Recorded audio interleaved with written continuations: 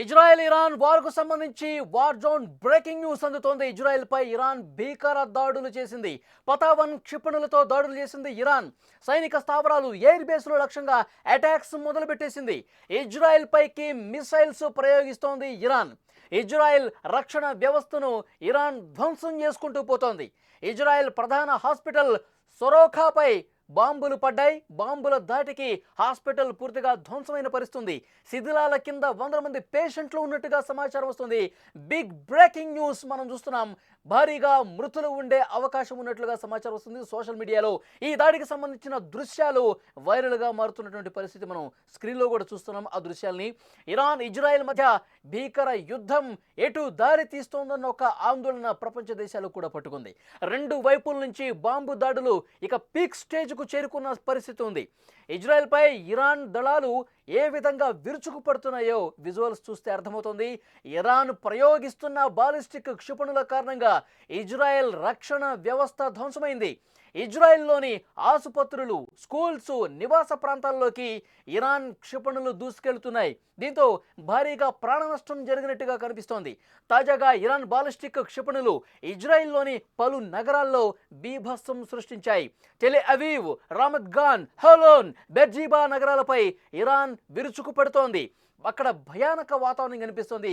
ఒక బీభత్సమైనటువంటి దృశ్యాలు అక్కడ కనిపిస్తున్నాయి. స్థానికంగా ఉన్నటువంటి ప్రజలు భయంతో పరుగులు పెడుతున్నటువంటి దృశ్యాలు కూడా మనం స్క్రీన్లో చూడొచ్చు. బీర్షెబాలోని సొరోఖా ఆసుపత్రిపై ఇరాన్ ఒక్కసారిగా దాడి చేయడంతో భవనం పూర్తిగా దెబ్బతింది.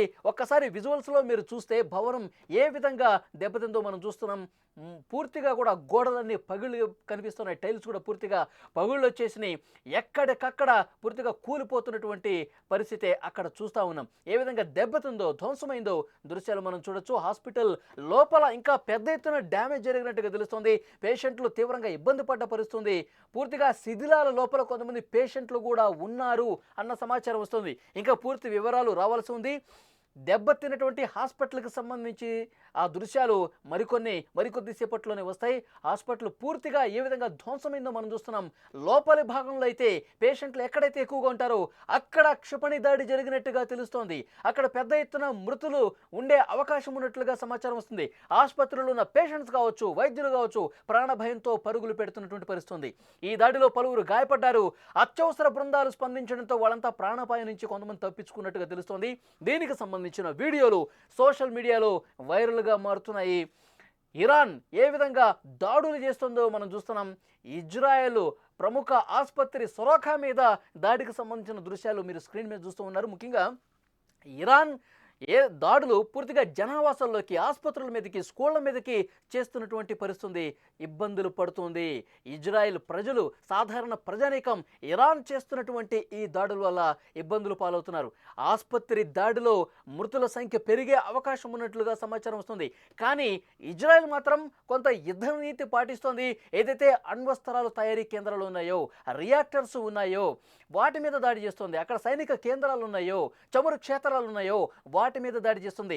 అణ్వాయుధాలు తయారు చేయకూడదు, లొంగిపోవాలి, అణ్వాయుధ సామర్థ్యాన్ని పూర్తిగా మేము దెబ్బతీస్తాం, ఇలాంటి హెచ్చరికలు ఇటు ఇజ్రాయెల్ వైపు నుంచి ఉన్నాయి. కానీ సాధారణ ప్రజానికానికి ఎక్కడా కూడా ఇజ్రాయెల్ ఇబ్బంది కలిగి చేయటం లేదు. ఎందుకంటే అక్కడ రియాక్టర్కి దగ్గరగా ఉన్నటువంటి కొంతమంది పౌరులను కూడా ముందుగానే హెచ్చరించినట్టు పరిస్థితుంది.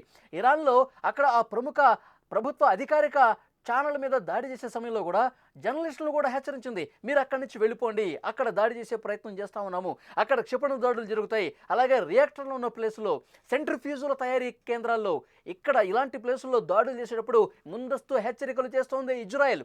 కేవలం వాటి మీద మేము దాడి చేస్తున్నాం, సామాన్య ప్రజలు మా టార్గెట్ కాదు అని చెప్పి చాలా స్పష్టంగా హెచ్చరికలు జారీ చేస్తోంది ఇజ్రాయెల్. కానీ ఇరాన్ ఏం చేస్తోంది?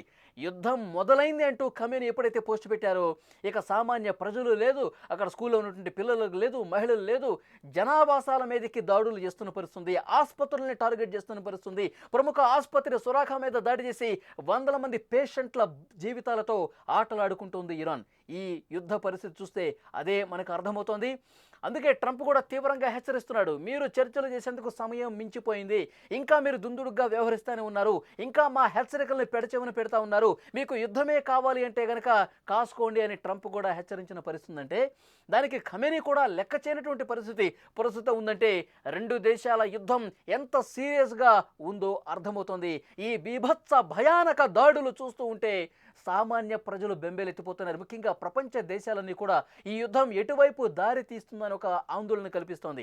మూడో ప్రపంచ యుద్ధం వైపు ఇది అడుగులు పడుతున్నాయా? ఎందుకంటే సామరస్యంగా చర్చలు కొనసాగించాలని చెప్పినా ఎవరు కూడా పెడచెవన పెడతా ఉన్నారు. అణు ఒప్పందం మీద లొంగిపోవాల్సిందే, మీరు కట్టుబడి ఉండాల్సిందే అంటే ఎక్కడ కూడా ఇరాన్ వినిపించుకొని పరిస్థితుంది. ఇంకా సోషల్ మీడియాలో కత్తి చేతిలో పట్టుకుని అసలైన యుద్ధం ఇప్పుడే మొదలైంది, మాకు ఇస్లామిక్ ముస్లిం కంట్రీస్ 21 మద్దతుగా ఉన్నాయి, ఆ 21 దేశాలతో మేము ఒక స్పెషల్ ఆర్మీని ఏర్పాటు చేసుకుంటున్నాము, మీ మీద దాడులు చేయడానికి వెనకడుగు వేసేది లేదు, వెనక్కి తగ్గేది లేదని చెప్పి ముందుకు పోతూ ఈ విధంగా ఆసుపత్రుల మీద దాడులు సీరియస్గా చేస్తున్నటువంటి పరిస్థితి ఉంది. కాబట్టి ఈ యుద్ధం ఎటు దారి తీస్తుందో కూడా తెలియని పరిస్థితి. ఒకసారి విజువల్స్లో మనం చూస్తున్నాం, సొరాకా ఆసుపత్రి దగ్గర సిచ్యువేషన్ మనం చూస్తున్నాం, ఏ విధంగా ఆసుపత్రి ధ్వంసమైందో, అక్కడ ఫర్నిచర్ ధ్వంసమైందో మనం చూస్తున్నాం. లోపల పేషెంట్లు కూడా అక్కడ వాళ్ళు ఉన్నటువంటి రూముల్లో కూడా పెద్ద ఎత్తున ఆ దాడికి కుదేలైపోయింది, పేషెంట్లందరూ కూడా చెల్లాచెదురుగా పడిపోయినట్టుగా తెలుస్తుంది. రక్తపాతం సృష్టించింది ఇరాన్ ఇజ్రాయెల్ ఆసుపత్రి మీద దాడి చేసి. దాడి జరిగినటువంటి ఆ ధ్వంసమైనటువంటి దృశ్యాలు చాలా స్పష్టంగా విజువల్స్లో మనం చూస్తూ ఉన్నాం. పరుగులు పెడతా ఉన్నారు. ఇప్పుడు మనం క్లియర్గా చూడొచ్చు, పూర్తిగా ఆసుపత్రి కనిపిస్తూ ఉంది, లోపల పరిస్థితులు మనం చూస్తున్నాం. అక్కడ సహాయక బృందాలు పెద్ద ఎత్తున చేరుకొని వేరే ఆసుపత్రుల్లో కూడా పేషెంట్స్ని తరలిస్తున్నటువంటి పరిస్థితి. ఒక్కసారిగా బాలిస్టిక్ క్షిపణి పతావన్ క్షిపణులతో ఇరాన్ దాడి చేసింది. సొరాకా ఆసుపత్రి మీద దాడి చేసినటువంటి తర్వాత దృశ్యాలు మనం చూస్తున్నాం. పెద్ద ఎత్తున అక్కడ సహాయక బృందాలు, రెస్క్యూ టీమ్స్ కూడా చేరుకొని ఎవరైతే పేషెంట్స్ చావు బతుకుల మధ్య ఉన్నారో వాళ్ళని వేరే ఆసుపత్రులు కూడా హుటాహుటిన తరలిస్తూ ఉన్నారు.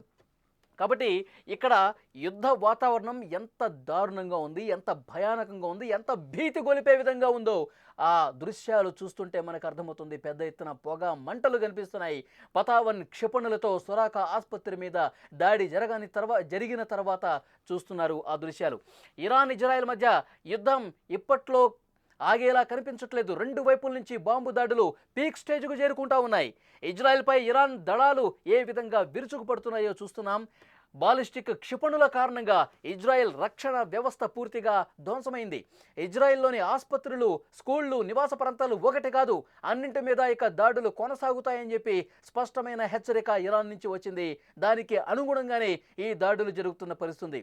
ఇక ట్రంప్ ఈ పరిస్థితుల్లో ఏం చేస్తారు అన్నది కూడా ఇక్కడ హాట్ టాపిక్గా మారింది. ఎందుకంటే ట్రంప్ G7 సమ్మిట్ నుంచి ఎప్పుడైతే హుటాహుటిన ఈ పశ్చిమాసియాలో ఉద్రిక్త వాతావరణం నేపథ్యంలో ఆయన మీటింగ్స్ కూడా కొన్ని వదులుకొని అమెరికాకి వచ్చేశారు. ఆ తర్వాత పరిస్థితులు మనం చూస్తున్నాం. ఆసిమ్ మునీర్తో కూడా భేటీ అయ్యారు. ఆసిమ్ మునీర్తో పాకిస్తాన్ ఆర్మీ చీఫ్తో భేటీ కావడానికి రీజన్ కూడా స్పష్టంగా అర్థమవుతోంది. మిత్ర దేశాల్లో, ఇరాన్కి మిత్ర దేశాల్లో పాకిస్తాన్ కూడా ఉంది, 21 దేశాల్లో పాకిస్తాన్ కూడా ఉంది. పాకిస్తాన్ దాడి చేస్తుంది, మా ఇరాన్ మీదకి ఎవరైనా వస్తే అని చెప్పి పాకిస్తాన్ నుంచి ఆ హామీ వచ్చిందని చెప్పి ఖమేనీ ప్రకటించినటువంటి నేపథ్యంలో ఈ మిత్ర దేశాల జట్టును మనం చెల్లాచెదురు చేయాల్సినటువంటి అవసరం ఉంది.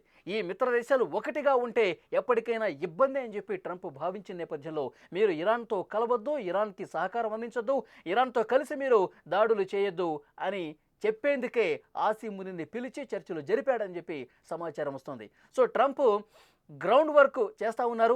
ఇరాన్ మీద ఏ క్షణం అయినా నేరుగా ఇజ్రాయెల్తో కలిసి రంగంలోకి దిగి దెబ్బ కొట్టే పరిస్థితి కూడా ఉంది అని చెప్పి పెద్ద ఎత్తున చర్చ ఉంది. ఎందుకంటే ట్రంప్ చెప్పినా వినట్లేదు.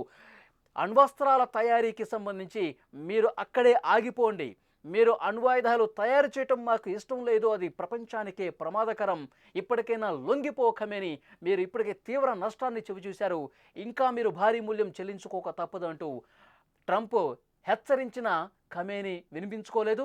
ఇంకా దాడులు చేస్తానే ఉన్నారు.